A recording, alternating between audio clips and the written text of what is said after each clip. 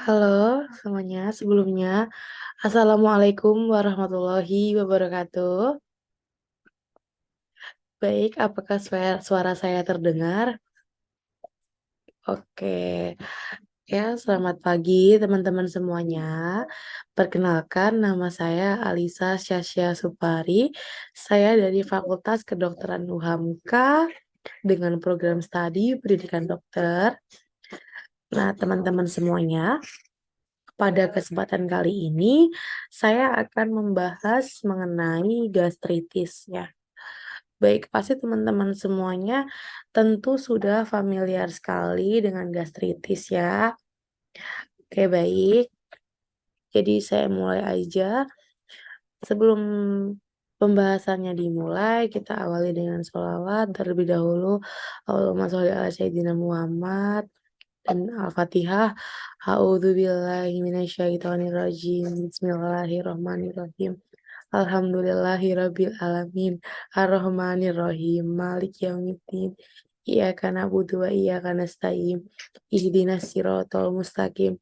Siratal ladzina an'amta 'alaihim ghairil maghdubi 'alaihim waladdallin. Amin. Baik, terima kasih teman-teman semuanya. Mari kita lanjut ke topik selanjutnya, yaitu apa itu MAH atau biasa disebut dengan gastritis. MAH atau tukak lambung atau nama lainnya gastritis itu biasanya dikenal dengan sakit yang familiar sekali di area lambung ya. Sakit MAH itu biasanya juga dikenal dengan istilah nama gastritis. Gastritis adalah di mana suatu kondisi yang terjadi peningkatan produksi asam lambung yang menyebabkan sebuah iritasi pada lambung. Jadi misalnya lambung itu sedang sakit, biasanya emah ini mulai muncul sehingga menyebabkan sebuah iritasi pada lambung. Sakit MAH sendiri atau biasa disebut dengan disepsia adalah salah satu keadaan yang timbulnya perasaan tidak nyaman di bagian perut, terutama di perut bagian atas. Contohnya itu seperti perut terasa penuh atau timbul rasa panas pada perut bagian atas dan terasa kembung ya. Jadi misal kalau sakit MAH itu biasanya teman-teman semuanya di perut atasnya itu terasa panas, begah ataupun kembung. Jadi itu penjelasan singkat mengenai MAH itu apa. Jadi ini ada beberapa gambaran. Kalau kondisi lambung normal itu seperti itu, ada bagian yang tertutup. Kalau misal ada lambung yang terkena GERD itu terbuka. Jadi itu perbedaan dari lambung yang normal dan tidak normal. Selanjutnya ada lagi penyakit MAH itu sendiri pada dasarnya dibagi jadi 2 bagian ya teman-teman. Jadi ada gastritis kronis dan ada juga gastritis akut. Apa sih bedanya? Sangat mencolok sekali ya bedanya. Kalau gastritis kronis itu biasanya peradangan pada lambung ya, yang awalnya tuh ringan, tapi semakin hari jika semakin dibiarkan, kondisi lambung itu juga akan semakin parah. Kondisi ini ditandai dengan rasa sakit perut di bagian atas atau di area lambung ya. Jadi awal mula gastritis kronis itu dari lambung yang sering sakit tetapi dibiarkan itu biasanya lama-kelamaan akan menjalar menjadi gastritis yang kronis. Ada lagi beberapa kasus pada gastritis kronis ini biasanya tidak menimbulkan rasa sakit atau biasanya pada umumnya itu sakitnya terasa lebih ringan daripada gastritis akut. Jadi kalau misal gastritis kronis itu perbedaan yang sangat signifikan ketika rasa sakitnya tersendiri. Jadi kalau sudah kronis itu biasanya malah sakitnya tidak terlalu terasa. dibandingkan yang gastritis yang sudah akut. Selanjutnya, ini ada contoh gambaran lambung apabila terkena gastritis yang sudah kronis. Itu seperti ini teman-teman, bisa dilihat pada di slide. Yang kedua ada lagi gastritis akut. Gastritis akut itu peradangan pada lapisan lambung yang terjadi secara tiba-tiba. Biasanya gastritis akut itu disebabkan oleh rusaknya dinding lambung yang secara tiba-tiba, jadi mendadak gitu ya. Hal ini tuh mengakibatkan asam lambung dapat mengenai lapisan lambung dan bisa menyebabkan suatu kondisi iritasi. Jadi ada pula beberapa penyebab gastritis yang sudah akut adalah contohnya salah satunya mengalami infeksi virus atau bakteri H. pylori gitu. Jadi kalau gastritis akut tuh malah kayak sakitnya lebih sakit daripada kronis karena dia akan menyerang secara tiba-tiba. Jadi yang misalnya tidak ada sakit lambung, tiba-tiba bisa terkena sakit lambung gitu teman-teman. Selanjutnya ada beberapa jenis penyakit MAH berdasarkan tingkat keparahannya. Yang pertama ini ada MAH ringan ya. MAH ringan ini termasuknya masih tergolong tahap ringan, yang dimana biasanya setiap orang itu sudah berada di tahap ini. Jika dilakukan pemeriksaan itu pasti akan terlihat berlebih di bagian dinding. Jadi kalau teman-teman itu mulai merasa sakit MAH di awal-awal, itu pasti teman-teman sudah berada di stadium MAH yang ringan gitu, yang masih awal-awal. Yang kedua ada lagi MAH sedang. MAH pada tahap ini itu sudah menyebabkan nyeri dan sakit mual yang menyakitkan gitu. Jadi udah di atas level dari yang ringan, tapi kayak sakitnya kadang hilang, kadang datang, tapi nggak terlalu parah. Ada lagi MAH kronis.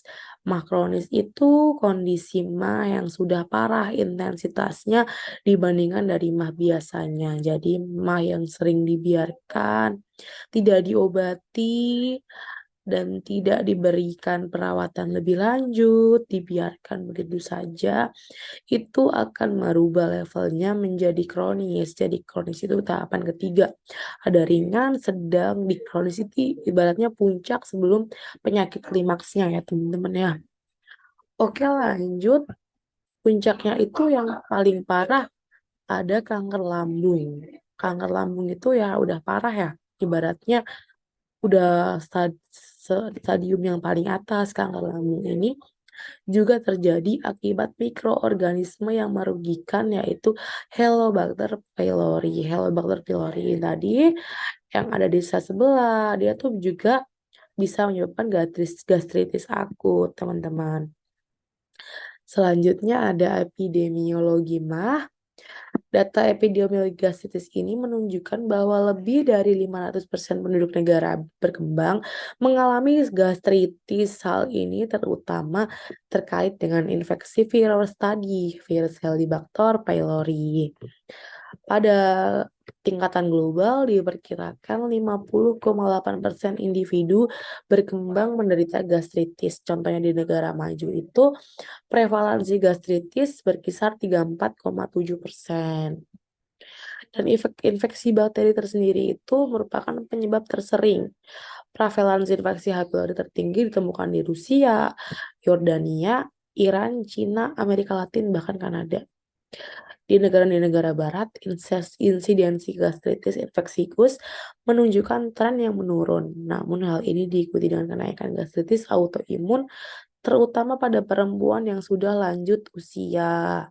Kalau di Indonesia tersendiri ini, dalam sebuah studi yang melibatkan 267 pasien dengan gejala dispepsia di 5 pulau terbesar Indonesia, Jawa, Papua, Sulawesi, Kalimantan, dan Sumatera, ditemukan bahwa prevalensi infeksi H. pylori sebesar 22,1%.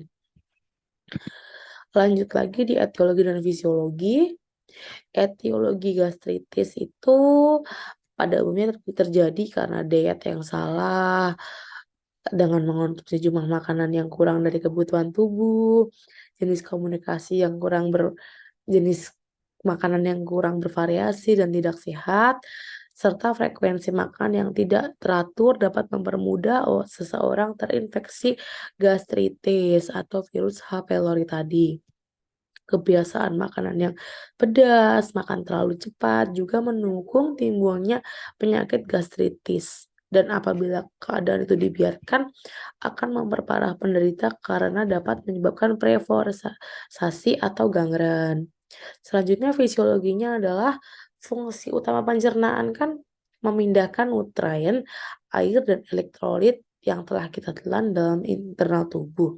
Berarti sistem pencernaan melakukan 4 proses pencernaan dasar ketika mobilitas, sekresi, digesti, dan absorpsi itu ketika tidak ada makanan mukosa lambung berbentuk lipatan yang besar disebut rugae dan dapat dilihat dengan mata telanjang.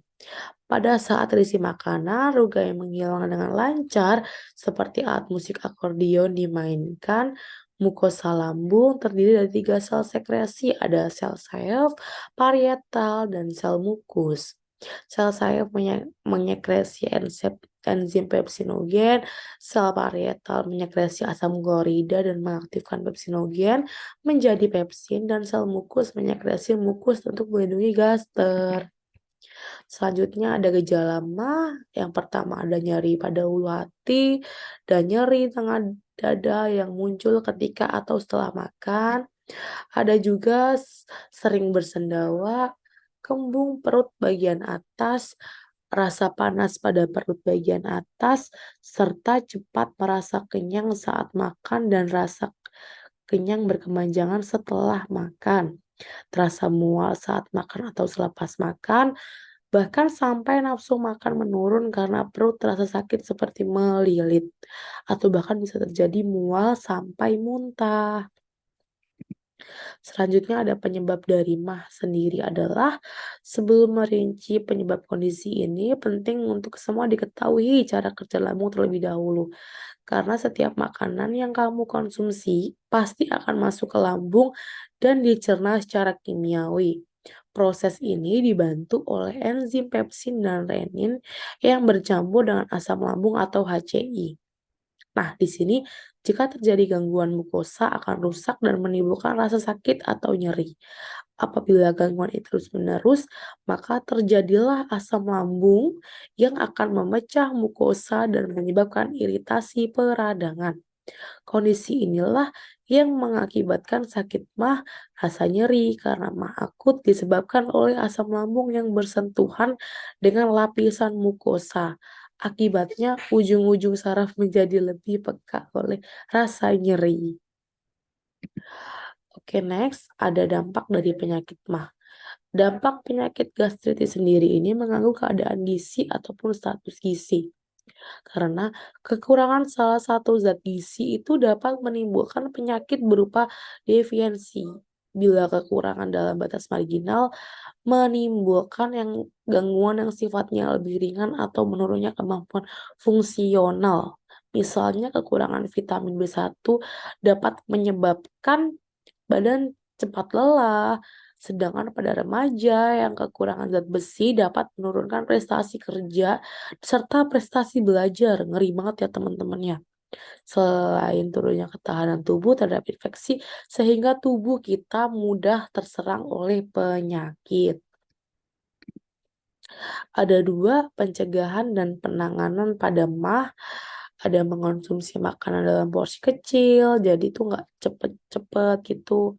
Makan perlahan, dikunyah sampai halus, menghindari makanan yang menyebabkan asam lambungnya meningkat, membatasi konsumsi kafein, karena kafein sendiri ini memicu lambung untuk menghasilkan lebih banyak asam, mengurangi bahkan membatasi makanan yang pedas, berlemak, berminyak, menghindari alkohol, soda, karena alkohol sendiri dapat menyebabkan iritasi pada dinding lambung, sedangkan soda dapat menimbulkan gas sehingga menimbulkan rasa yang tidak nyaman pada lambung. Tidak berbaring setelah makan, tidak merokok, karena rokok juga dapat menimbulkan iritasi pada lambung.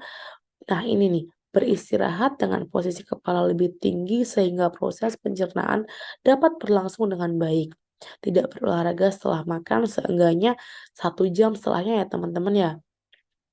Oke, ini ada penanganannya, yaitu mengatur pola makan, obatnya diminum dengan teratur, mengubah kebiasaan buruk dari sebelumnya, mengelola stres dengan baik, tidak menunda makan, dengan bantuan medis apabila kondisi sudah cukup parah, atau bisa dengan pantauan dokter, makan banyak serat, dan yang paling penting makan sedikit tapi konsisten bertahap.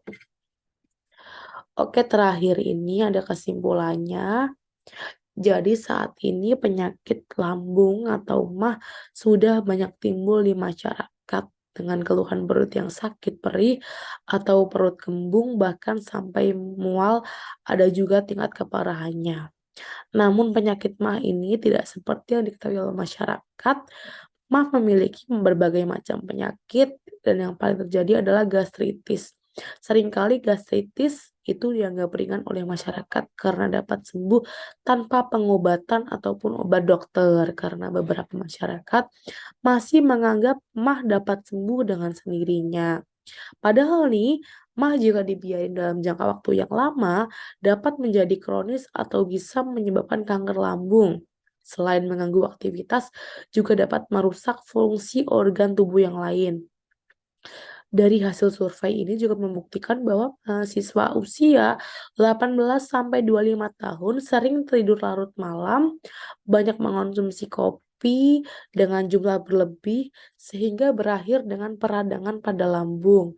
Dari dampak konsumsi kopi yang berlebih dapat menyebabkan penyakit radang lambung, gastritis yang sering dianggap orang sebagai penyakit MAH. Selain itu, kebiasaan menunda sarapan atau makan juga menjadi penyebab utama penyakit MAH dan konsumsi makanan pedas juga sangat berpengaruh. Nah, sekian teman-teman yang bisa saya jelaskan pada kesempatan kali ini. Semoga bisa bermanfaat bagi kita semua. Harapannya setelah saya menjelaskan, teman-teman bisa menerima apa yang sudah saya jelaskan dengan baik gitu. Apabila ada pertanyaan boleh ditanyakan pada kesempatan lain waktu. Sekian, terima kasih. Mohon maaf apabila ada salah kata dan kekurangan dari saya. Terima kasih. Wassalamualaikum warahmatullahi wabarakatuh.